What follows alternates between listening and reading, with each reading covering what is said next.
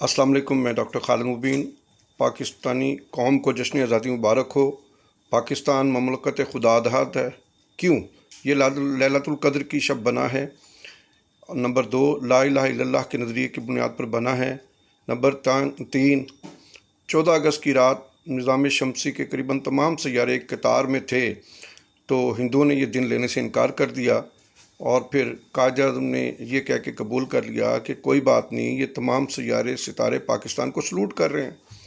और चौथी अहम बात, पाकिस्तान मुसलमानों की सियासी जद्दोजहद का समर है, ना कि किसी जंग का नतीजा है।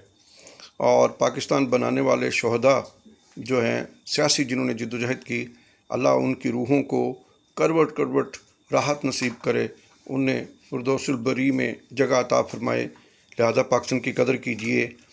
पाकिस्तान फ़ौज जिंदाबाद और पाकिस्तान पाइंदाबाद।